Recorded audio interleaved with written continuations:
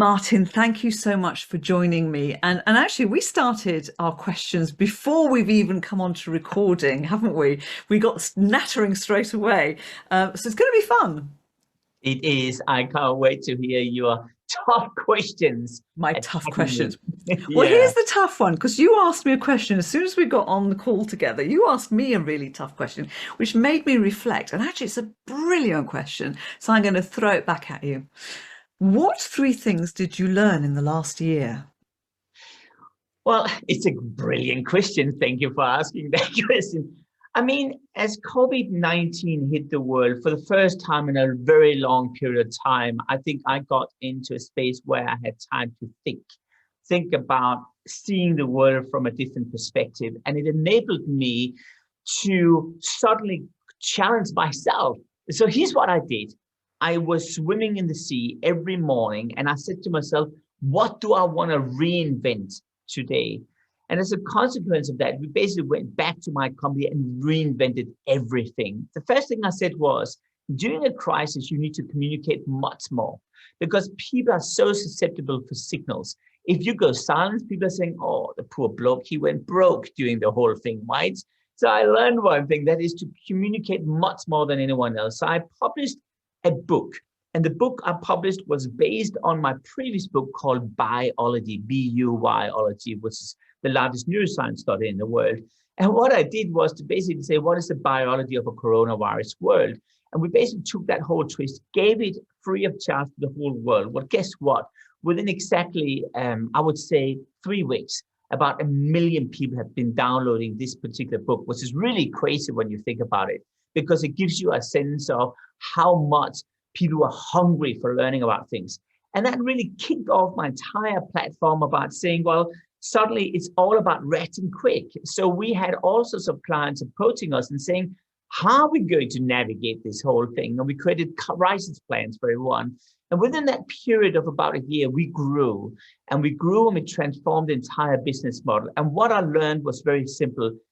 Use the weakness to your strength.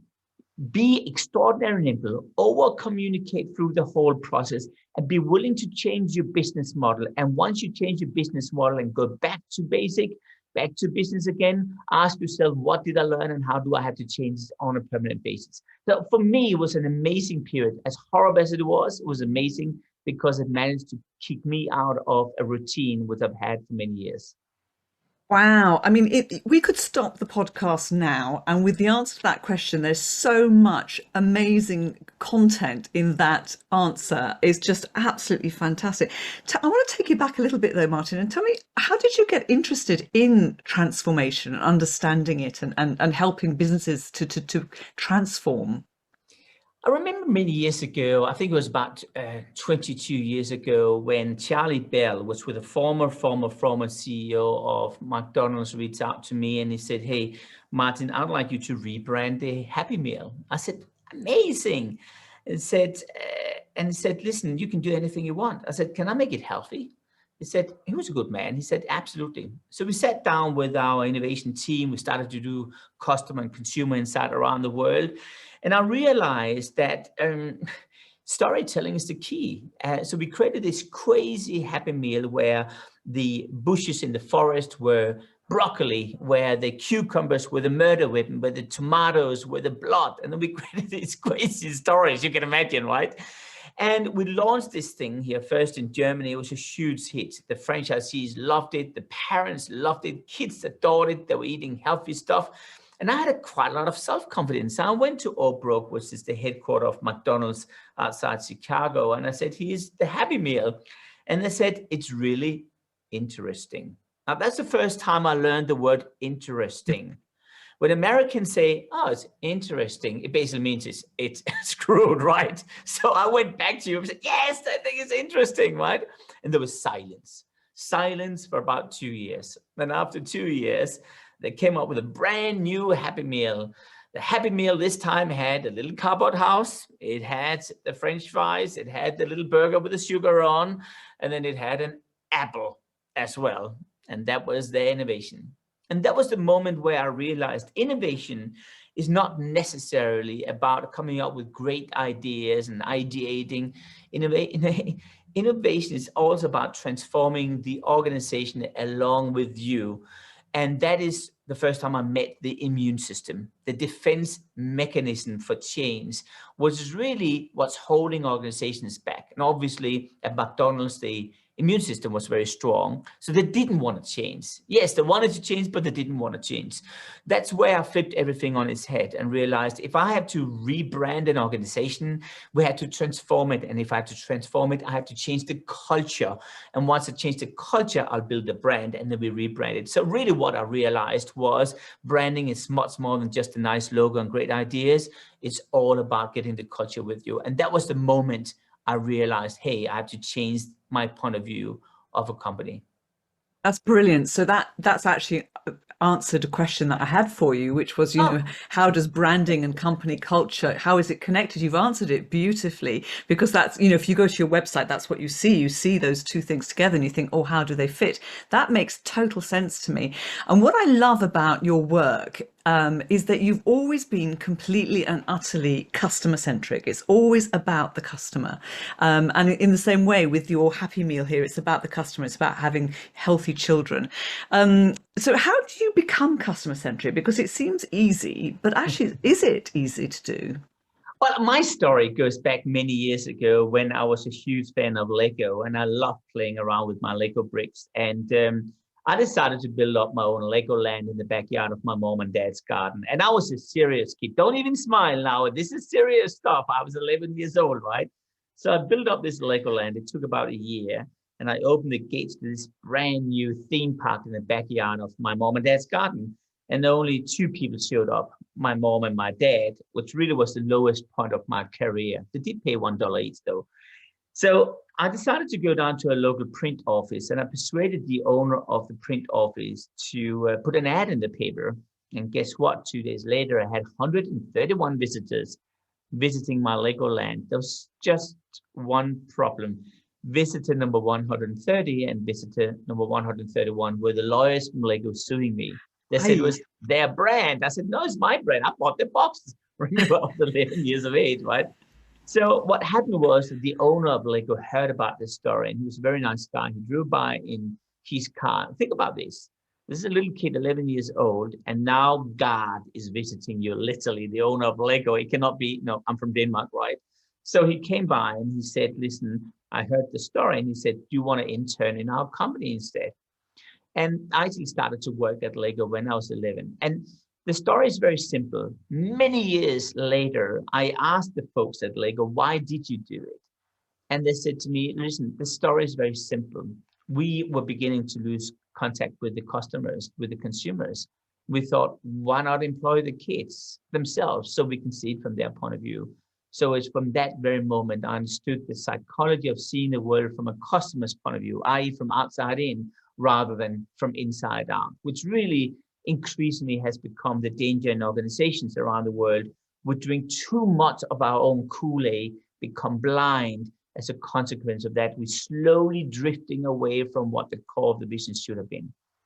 Wow, that is absolutely incredible. What an amazing opportunity, and also what a fantastic organization to learn from, because Yeah, yeah. Lego is considered one of the case studies to study, isn't it, when you're studying business and marketing and management and all sorts of things.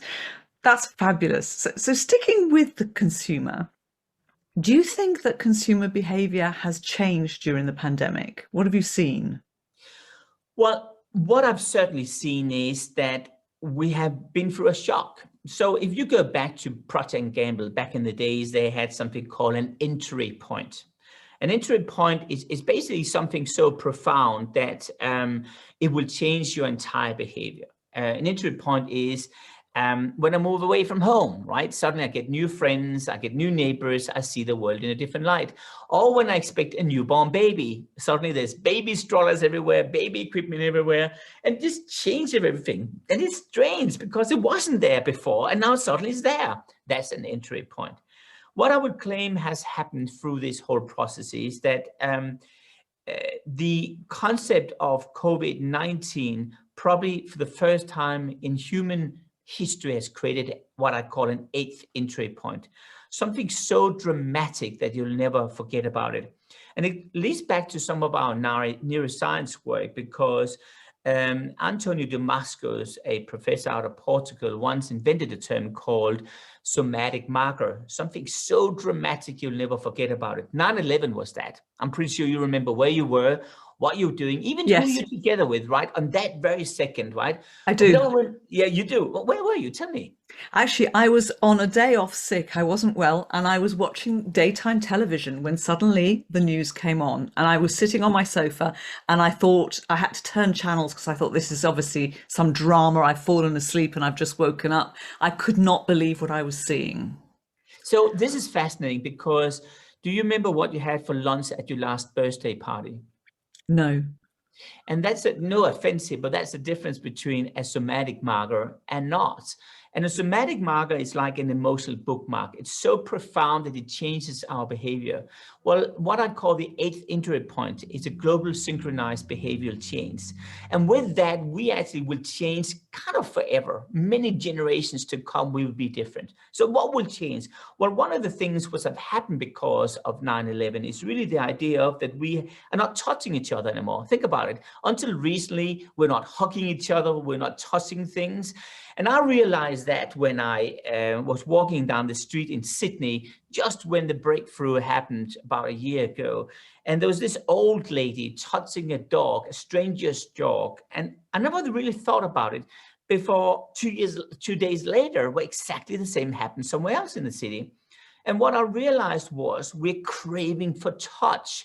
In fact, the number of pets sold through the pandemic has tripled. Pet food has doubled. We want to touch things. Prices for pets has nearly tripled as well. What we saw is that suddenly we want to touch things. When I get a dog, suddenly I change my entire lifestyle, right? We notice that that is coming into how products are designed now. There's much more tactile stuff going on with it.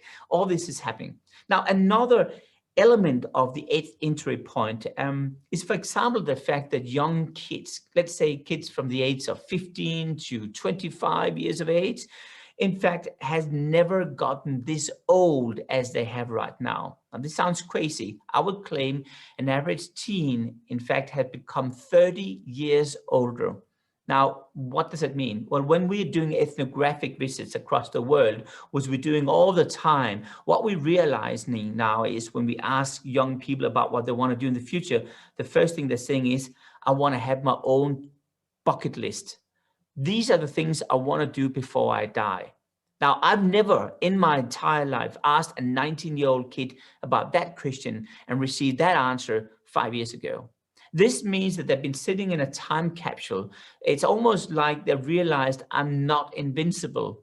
And that means that they're seeing the world in a different light. And with that means that consumption will change when you go back to business. It means I'm not going to collect a car and materialistic goods. I'm actually going to collect memories. When you sell a car to that generation, you're selling a vehicle to experience. You're not selling a vehicle to show off anymore. And these are profound different positionings, which we learned out of the eighth entry point. So really what has changed because of the pandemic is pretty profound.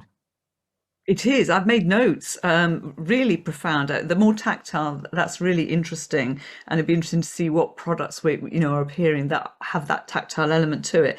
The teens asking. I mean, I don't have a bucket list, and I'm a lot older than 19. But let's not go into that. And the whole experience. You're absolutely right. That is fascinating. So, do you think the future will bring some more change post pandemic? Yeah, I do think so. I think if we should be realistic, the virus will never disappear, most likely. We will be in on and off mode for this entire generation. A little bit like, when I was a kid, we always Wednesday at noon had these sirens going on saying now it's time to rehearse if there will be a nuclear bomb or there'll be an attack. And that was running, as a standard thing during my childhood. I'm sure you remember it as well. Well, now we will have a COVID type of sound as well on all our phones, telling us either to put on the mask right now or to do something like that, basically to behave differently. And it will become part of our daily lives. As much as we hate it, as much as we don't want to admit it, this is going to be the reality. So I do think what we're going to see now is that we will have a new norm. And the new norm also means there will be new products and new services. People increasingly will buy anything and everything which have something to do with your home, where you can become productive in your home. If you want to cut your grass in your lawns, or if you want to fix your garden, or if you want to have a distance between your bedroom and your office and isolated, all these materials are going through the roof right now. And it will continue doing that because we will have that alarm bell, that somatic marker in our brains. So what will happen is a new norm, and the new norm will be based on this. So do me a favor, don't believe this is going away. If you do believe this is a way, it's a nice dream, but it won't, because then will be COVID-22 coming out and COVID-23 and all that fear, which I sadly wrote about in a book from many years ago and predicted this stuff right now is kind of happening, not COVID-19, but a similar behavior in the world. It's going to define our ability to always be on alert. So in our brains, we have an area called the nucleus accumbens, but we also have next to that, this is the craving spot, which we're really addicted to right now. Another one is called the amygdala, the fear spot. And the fear spot is on alert. We are afraid of everything. We are afraid of cyber attack increasingly in companies.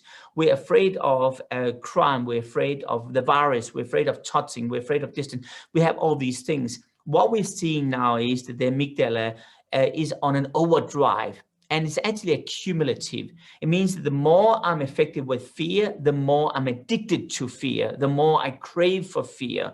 And that is coming across every touch point we see in our lives. So what I'm trying to tell you right now is really that fear is going to play a very prominent role in our lives. And those companies, those organizations, those individuals which can help to minimize the sense of fear are going to be the winners. Those which will not recognize it or admit that this is going to be the new norm is going to struggle for quite some time, I would claim. Wowzers. I agree with you. It's not going away. We're going to have to learn to live with it. And I do remember, because I'm old enough, the things you were talking about. So that's really interesting. Addicted to fear, that's quite scary to be addicted to fear. But I understand what you're saying. So the companies that will succeed minimize fear. Now, you said something earlier on, actually, and I wrote it down because somebody told me you don't have a phone. So is that right? How will you be alerted? How do you live without a phone, Martin? Well, I love it, I have to say. I mean, I did a bet with Ariana Huffington many years ago where it was actually 4.5 years ago, where we sort of said, can we live without this device, which is increasingly, of course, a centerpiece of our life. So I did that. And it was pretty extraordinary. In the beginning, I thought I was the biggest idiot on planet Earth. I remember I was walking down Champs-Élysées in Paris. I wanted to show it to my friends, and I couldn't show anything. I didn't have a phone. And I felt really as a loser. I felt like an idiot. I felt like, what am I doing, Martin? Is this just to show off? What's the idea? But increasingly, as I detoxed from the addiction to a phone, I started to see some insights which I never discovered before. There's three things coming to mind. I mean, when you and I are sitting in a bar waiting for someone, what's the first thing we do? We grab our phone and do anything with the phone so we don't look like a loser, right? And so we suddenly are not meeting people. We think we're meeting people through the phones. Actually, it's the opposite.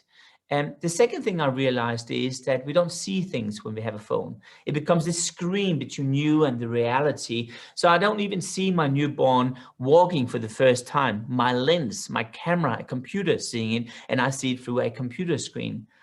But the third thing is really profound. I realized we never get bored anymore. And it's boredom which is the foundation for creativity.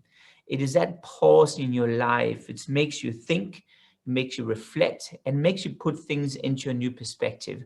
And that's exactly the reason why I was so energized during the pandemic, because it helped me to truly be bored. And that helped me to see things through a new lens, to combine two ordinary things in a new way. So I've become addicted to not have a phone. And I will never get a phone again, that's for sure. But it also has meant that my relationship with my family members, with my friends has changed. Whenever we have dinners, there's no phones. When we go on a holiday with friends and whatever, there's no phones. And it means we're present. And one of the most precious moments we have today is to be present. We're never present. We're constantly thinking about that little phantom vibration symbol in our brain or in our pockets telling us there's a message to tell that we have to be someone else. So we're always living in a cloud, and I'm living on ground. And for that, I cannot be more grateful, I would say.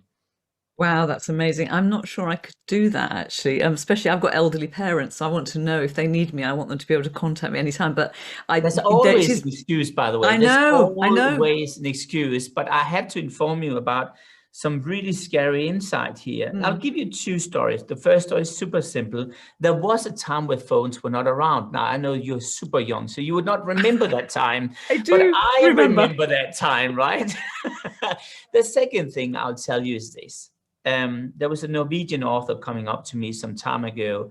He'd written a book about the danger of the phone. And I said to him, why did you write this book? And he said, I decided to write the book when my 6-year-old daughter came up to me and she said, looking me in the eyes, she said, Dad, who do you love the most? Me or your phone? Wow. Wow. That's profound. That's profound. Martin, I want to talk to you about common sense.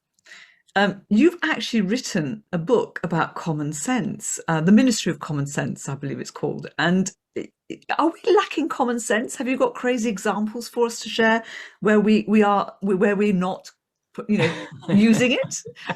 Have we got long enough?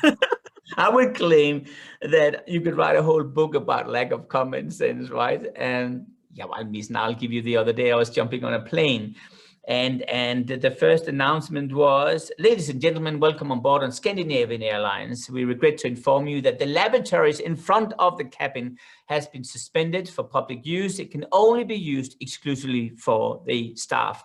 So here I was with 131 other passengers lining up to the lavatory in the back. And as you got closer to the lavatory in the back, you could sort of smell that freshly brewed smell of toilet mixed up with a sense of COVID-19, right?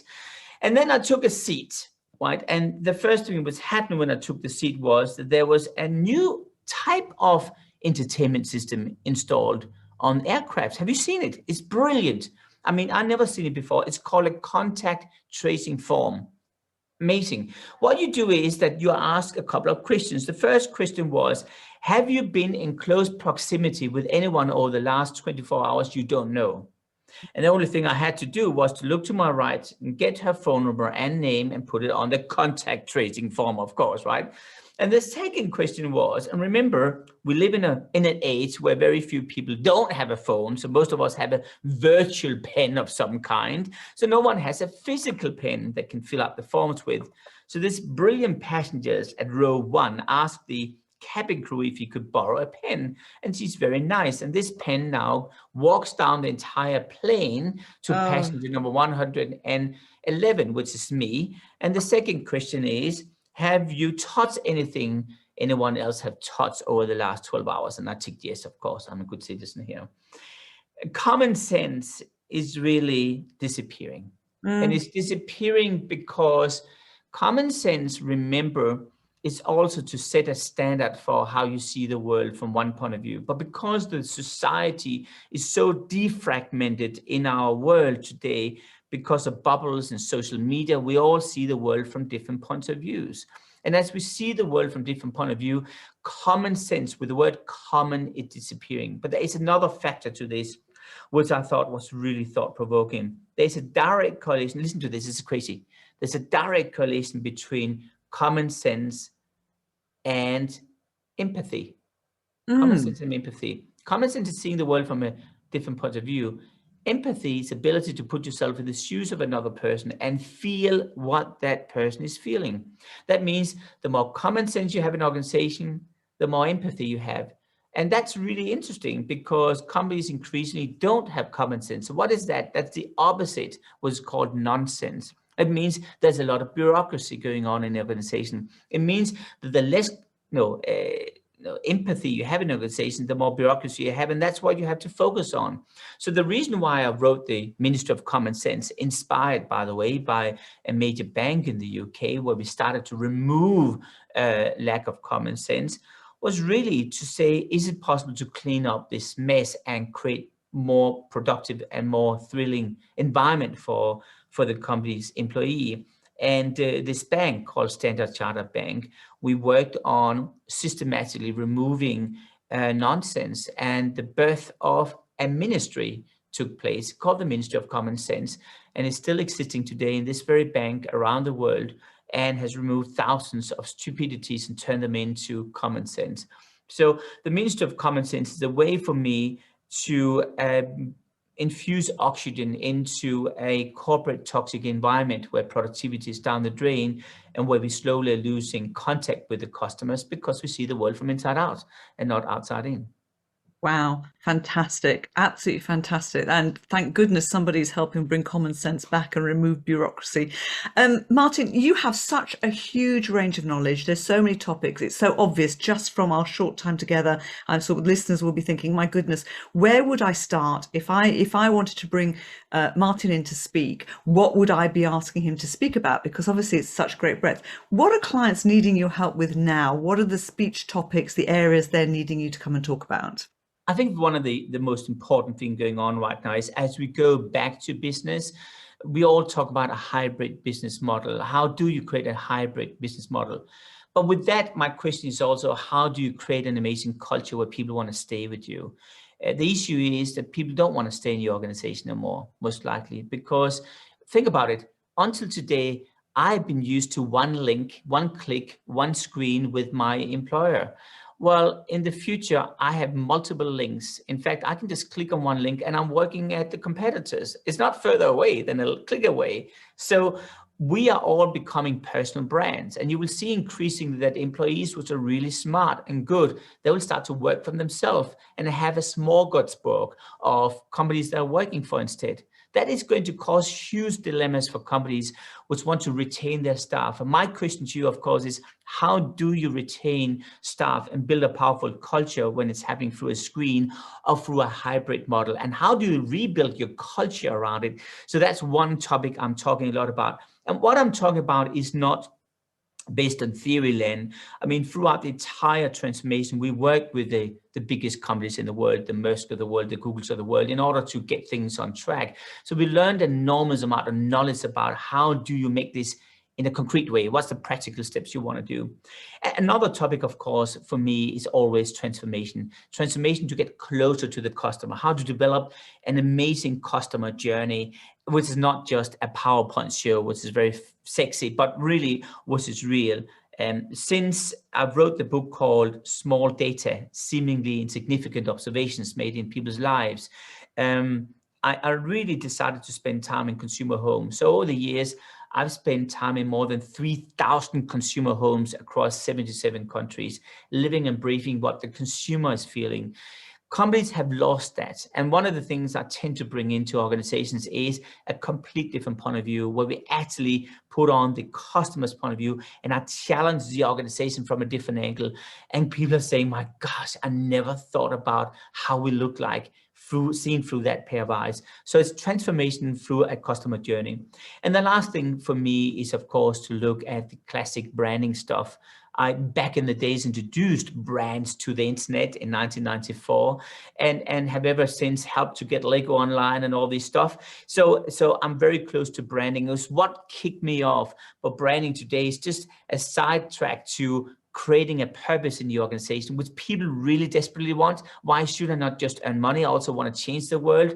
And then elevate that whole brand purpose into a culture, into transformation, and into getting closer to the customer. So really, that's the space which I love to talk about, love to learn about, and love to make real, right? Fantastic. Very important areas, really important points for clients. Fantastic. Is there a thought you would like to leave us with today? Oh, wow. I thought, yeah, I do actually think there's a little thought. And the thought is very simple. What we're going through right now can be seen as very overwhelming, I think, for a lot of people. I've always decided to see it through another lens, which is that everything you experience every day is an opportunity, no matter how bad news it is. I think if you choose to see it through that lens, guess what? It becomes an opportunity. I think increasingly we believe things are negative.